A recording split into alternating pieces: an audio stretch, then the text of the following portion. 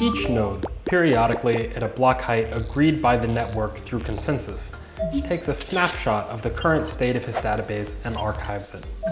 The node then cuts the snapshots into smaller pieces we call chunks. We compute the hash of these chunks so that any new node joining the network then only needs to request a latest snapshot and download the needed chunks from its peers to restore a recent database state.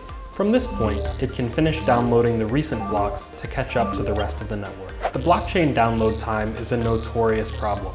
Traditionally, each node must download the entire history of the previous blocks before it can begin evaluating the validity of new transactions. The size of the historical record in the blockchain also continues to grow over the lifetime of the chain, which grows the size of the database. One of our objectives is to reduce the blockchain download time to a near constant.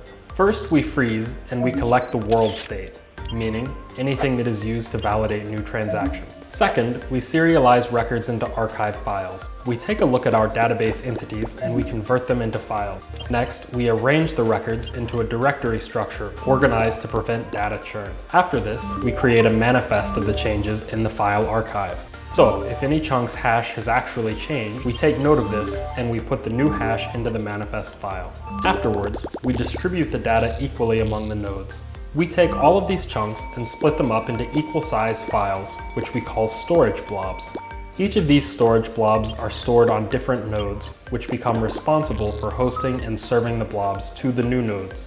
When a new node joins the network, it will download all of these change manifest files since the genesis to arrive at the current state snapshot. It then looks at all the chunks within these snapshots and finds out where the storage blobs are hosted on the network and contacts individual peers to download and reconstruct the snapshot. It then loads the snapshot into its database before downloading new blocks to come up to the most recent state.